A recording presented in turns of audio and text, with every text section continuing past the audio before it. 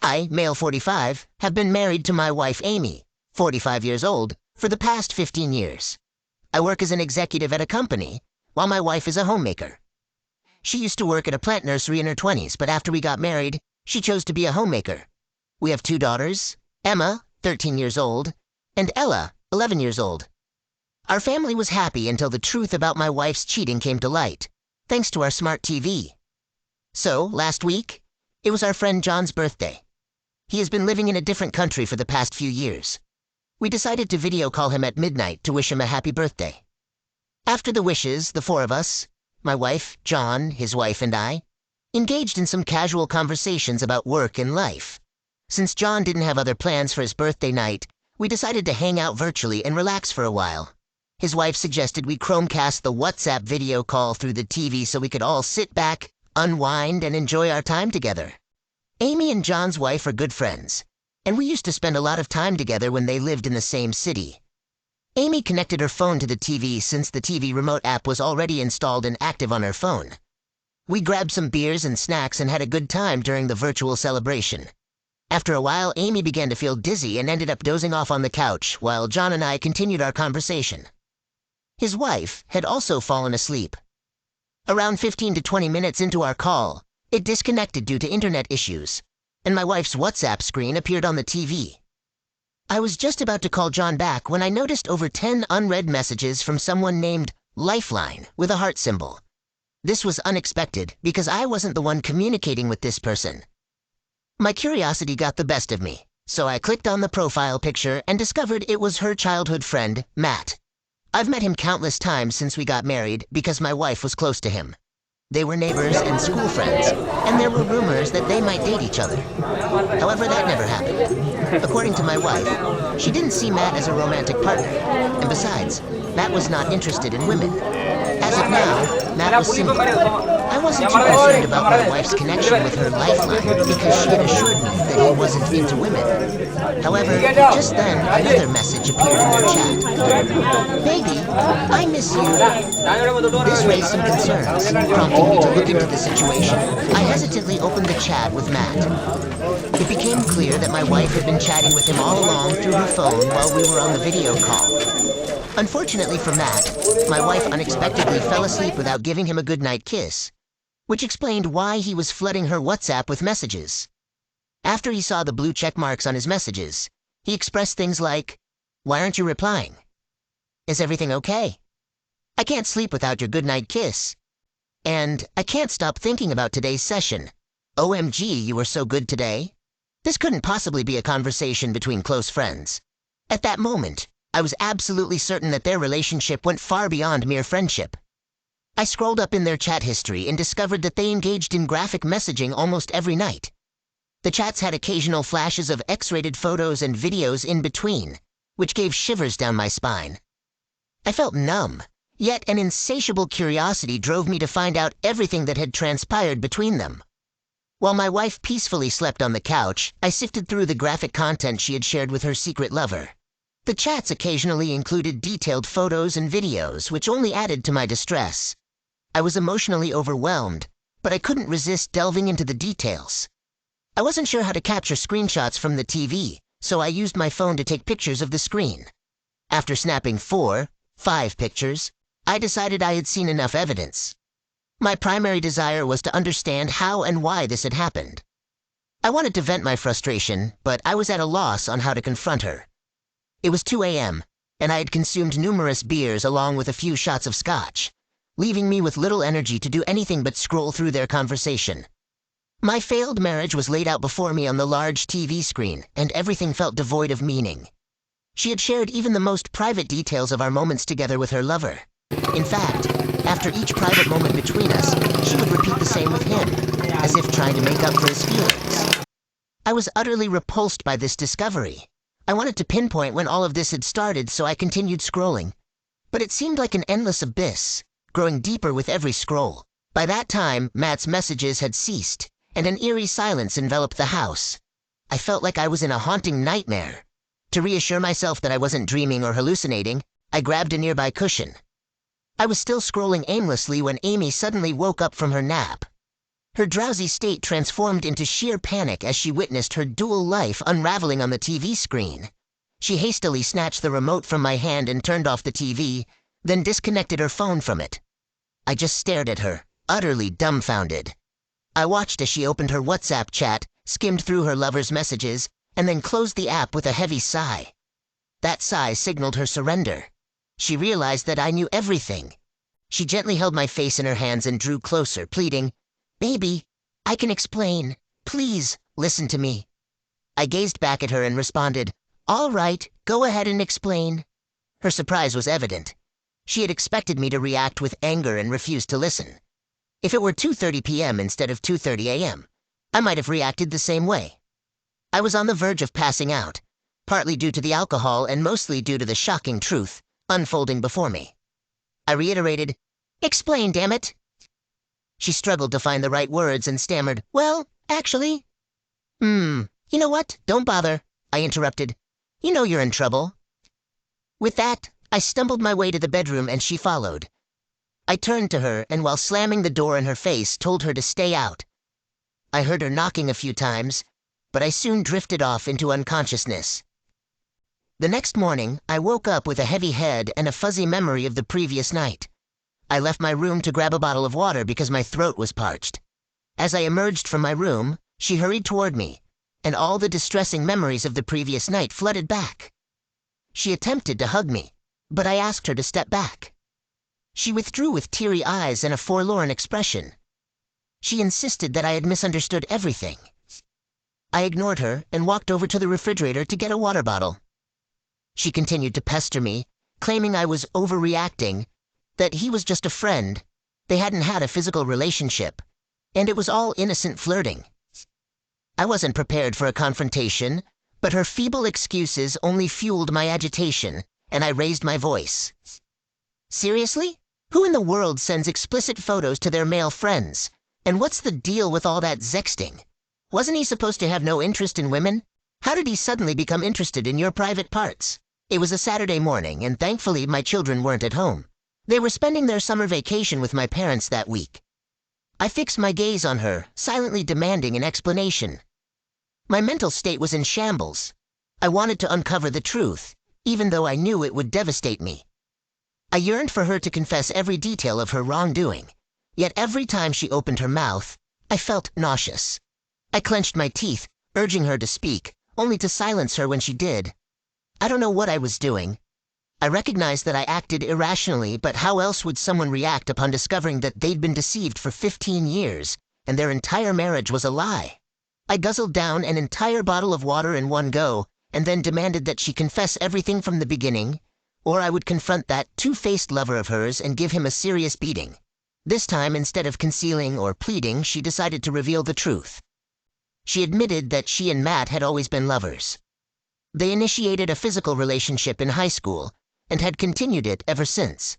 However, Matt was an idle individual who forthrightly told Amy that he couldn't financially support her.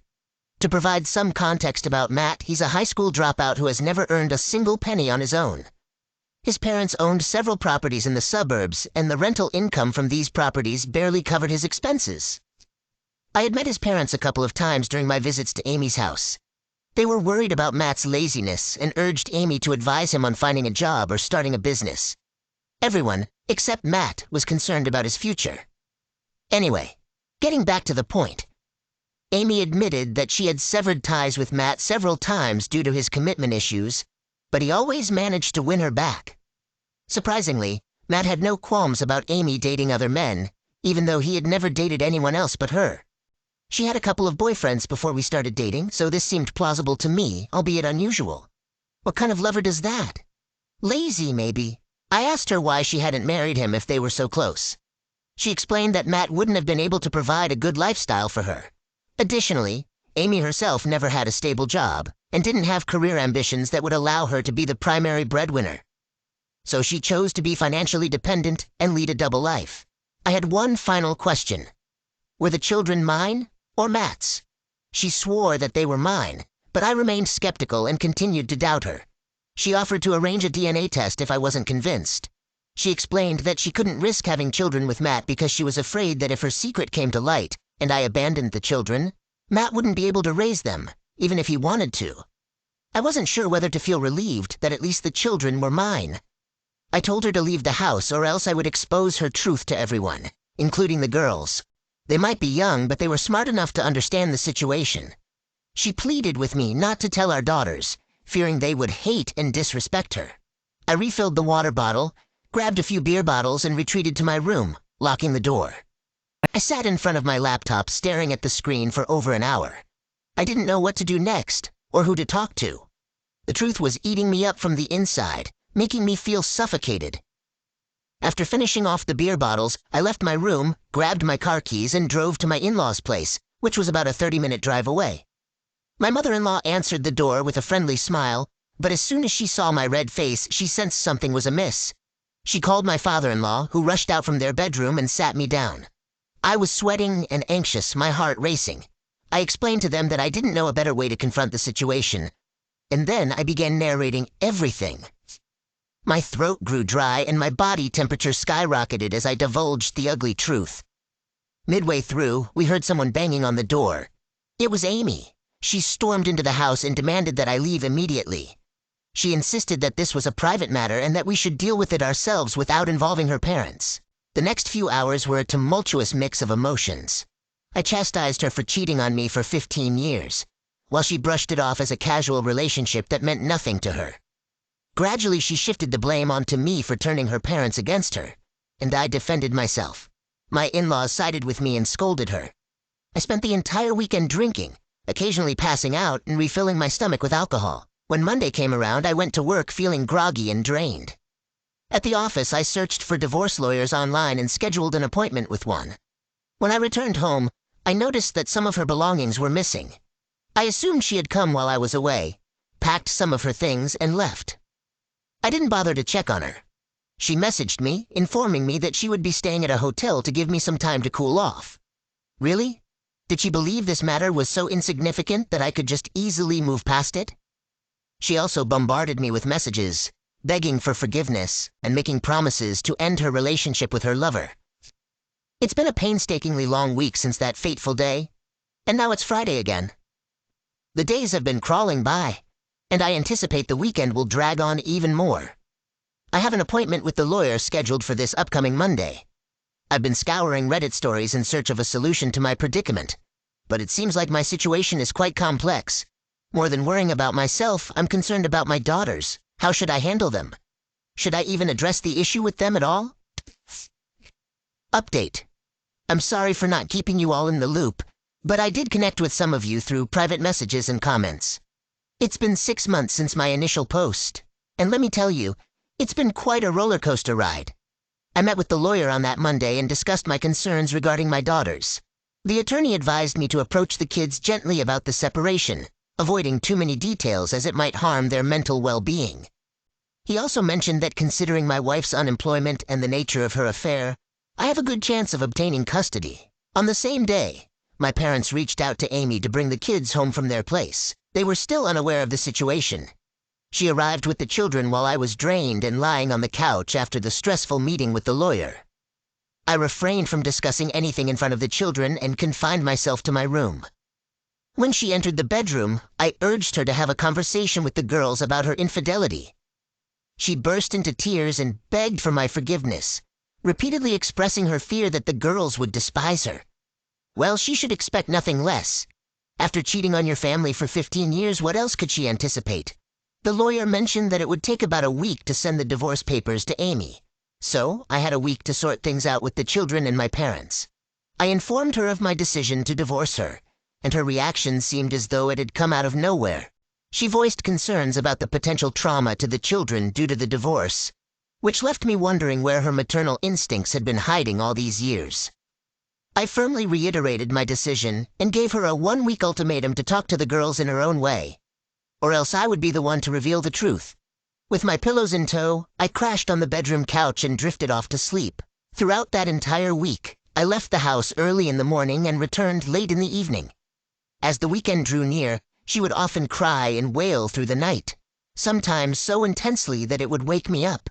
I did feel sorry for her, but how could she carry on like this for so many years? What was she thinking? believing she would never be discovered.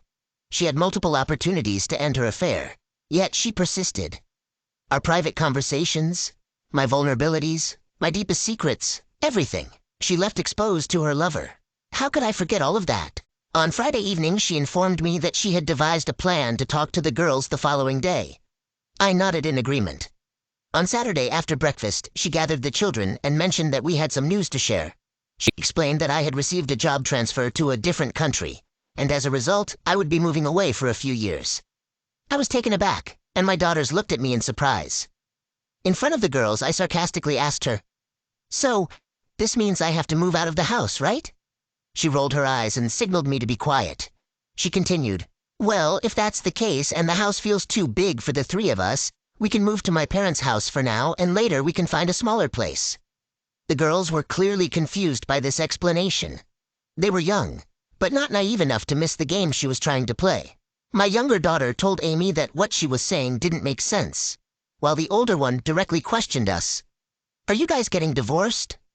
I shot a stern look at Amy and urged her to tell the truth. With a sigh, she broke down. The girls turned to me for answers, and I told them they were correct about our divorce. I explained that we no longer felt compatible with each other. My elder daughter even suggested that I might be having an affair, which was why Amy was crying. She held her mother's hand and asked Amy if I was cheating on her. Instead of clearing the air, Amy simply hugged her, leaving the girls disgusted with us both. I was furious with that manipulative woman. I couldn't believe how she had turned the situation against me. I ended up telling my daughters everything, explaining how I found out, but of course, I left out the graphic details.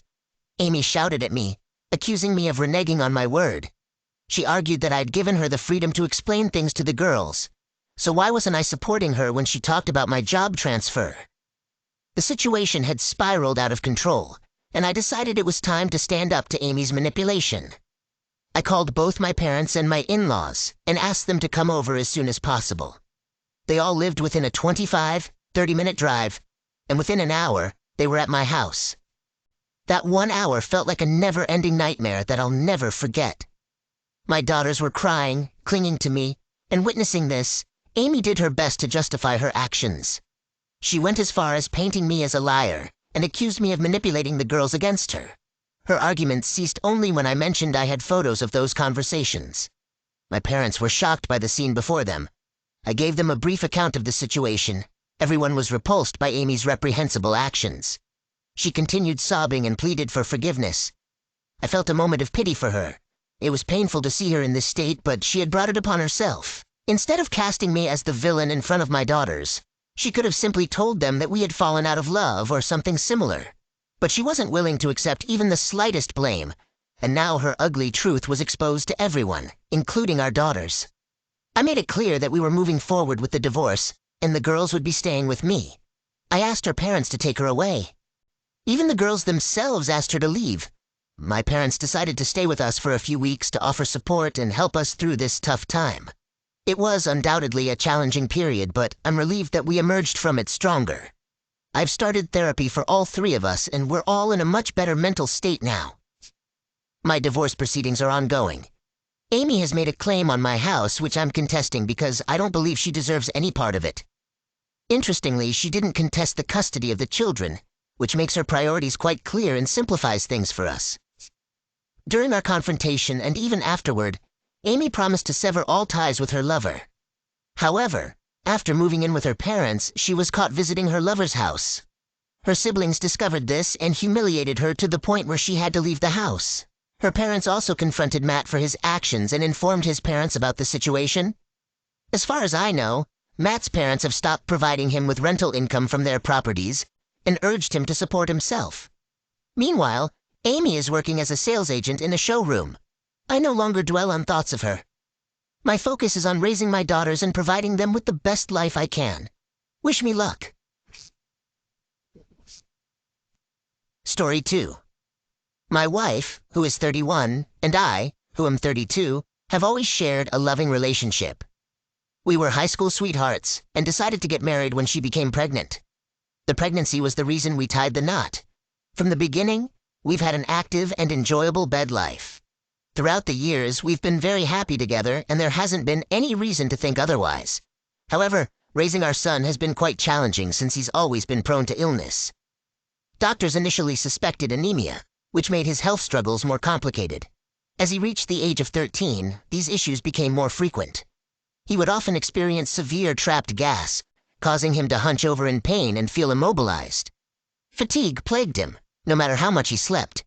He also suffered from constant lightheadedness and occasional dizzy spells that seemed to appear out of nowhere. These health concerns were frustrating because they were unpredictable. We struggled to identify their root cause. I empathized deeply with my son's suffering, especially because no one in my family had experienced such an illness. We never conducted a genetic test to determine the source, assuming it might be related to my wife's side of the family. The doctors consistently found him to be anemic through various tests, which could either be a genetic or acquired condition, leaving us uncertain about its origin, despite his efforts to increase his iron intake. Our family went through a lot due to our son's health issues, and it became our new normal. Fortunately, we decided to consult a different doctor, who eventually diagnosed him with celiac disease. Eliminating gluten from his diet made a significant difference, and he started feeling like a normal person again. Celiac disease is hereditary and tends to run in families. Interestingly, both my wife and I were relieved because, for once, we had the ability to control his flare-ups.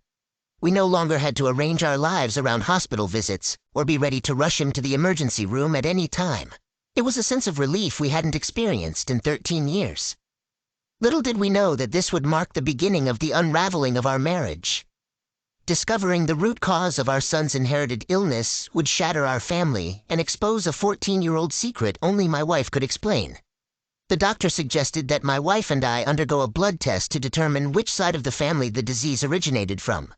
We took the blood test and the results came back negative. This meant that celiac disease antibodies weren't present in our blood. We repeated the test and the outcome remained the same. During our next visit, the doctor was perplexed and even questioned if our son might be adopted. We assured him that this wasn't the case, but the situation was awkward, and I noticed my wife's discomfort. On the drive back from the doctor's office, I remained unusually quiet, my thoughts drifting back to the time when our son was conceived. I remember making a humorous suggestion about getting a paternity test back then because I was still using protection. Her response was a simple, "Don't be silly," which was the expected reply. She could have reacted differently, but her nonchalant response was all it took to brush it aside. I had only been joking, and now, more than ever, I regretted making that comment. She knew I wasn't serious. It was frustrating. Despite having doubts, I couldn't bring myself to confront her about it. It seemed unimaginable. I had raised him since birth, and he meant the world to me. He was my legacy. The sleepless nights, the pain, the deception. It was all beyond anything I could have imagined. The idea that he might not be my biological son was inconceivable. I was even afraid to go for a DNA test because of what it might reveal. Eventually, I gathered the courage to order a test kit online and sent it in. When the results came back, my world fell apart. I didn't know how to process this. We had gone through college together with hardly any issues. I believed we had a happy life together, sharing similar work schedules. And I had never suspected anything was going on behind my back. But now, it was clear that this child was not my biological son. When she returned home that day, she found me sprawled on the floor with a half-empty bottle of scotch. I was so lost in my thoughts that I didn't even realize she had come in until she tried to rouse me. I confronted her, demanding to know who the real father of the child was. She stepped back, appearing confused, then responded with anger, insisting that I was the father. I accused her of lying, asserting that she had been deceiving me for 13 years. I disclosed that I had taken a DNA test, which had revealed that he wasn't biologically mine. She asked to see the DNA test, but I refused, urging her to answer the question directly. Instead of addressing the paternity issue, she attempted to deflect blame by bringing up the fact that I had sought a paternity test. She made it seem as though my choice to get a paternity test was worse than her affair with another man, and bringing home a baby 13 years ago. All while lying to me and allowing me to raise him as my own. She tried to shift the blame onto me, as if it were my fault for seeking a DNA test. I told her that she was the reason our son had suffered for 13 years. She knew why, and she must have. Yet she allowed him to endure it and let me bear the burden, all to protect her secret. She made every effort to dodge responsibility and shift blame. But I eventually warned her that if she didn't reveal the true identity of the child's father, I would contact every man she had interacted with over the past 13 years and request a DNA test from them. My eye had turned bloodshot, signaling my intense seriousness. And finally, she broke down. She confessed that our son belongs to a co-worker from her previous job. She revealed that she had fallen for this guy over the course of a month. They had been close a few times, and then it stopped because of her deep love for me. And during that whole month, I had not the slightest inkling of what was happening, as I continued to live my happy life. Now, I find it incredibly hard to trust her. It's difficult for me to even look her in the eyes. I used to believe that we had everything we wanted, even making plans to have a child together, when this revelation came crashing in. We were genuinely happy, or so I thought, until he entered our lives. Before, I was content. I thought our marriage was solid, but now it feels like it was all a facade. We have a beautiful home, nice cars, a comfortable life without financial concerns. But I've lost what truly mattered. She claims it only happened once, a moment of adventurous desire. A desire for something out of the ordinary, but I struggle to believe her. It's more than just being cheated on. It feels like my entire life has been a falsehood. She's not the person I once knew, he's not my biological son, and ultimately, I find myself alone, without any true offspring of my own. The tears couldn't be contained. I couldn't bear to stay in our home any longer. I reached out to my boss at work, confessing everything and expressing my need for an extended leave. He grew concerned about my mental state and insisted on driving over to my house to ensure I was okay. I wasn't particularly close to my boss, but he made the effort to drive over to my house and took me out to a restaurant that evening, giving me a chance to step away from home. During our conversation, he shared a poignant story about a friend of his who had discovered his child wasn't biologically his, and subsequently took his own life. He expressed a strong desire to provide me with all the support I needed. My boss encouraged me to take an extended break from work, urging me to pursue something I've always longed for but couldn't due to my responsibilities. One of my long-standing dreams has been to travel. I've never ventured beyond the borders of my country, aside from a trip to Mexico, as I've always been dedicated to providing for my family, especially in case of emergencies concerning my son. This dedication to our family is the reason we haven't traveled much. I've always harbored a desire to explore developing countries, places that are both safe and different enough to provide a true cultural experience. When my boss brought up this idea, it unexpectedly brought some happiness into my life. It served as a welcome distraction, a new adventure. My wife and I have always dreamed of visiting destinations like Kenya, Namibia, and Thailand. My wife accused me of running away from our problems, but I explained that I needed some space to think. The situation has taken a toll on me, and I can't look at our son the same way. It's important to clarify that it's not his fault. I've cherished that little troublemaker since before he was born. However, my current feelings are different.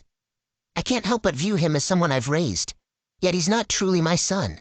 This connection has been shaken to its core. With everything that's happened, I needed a break.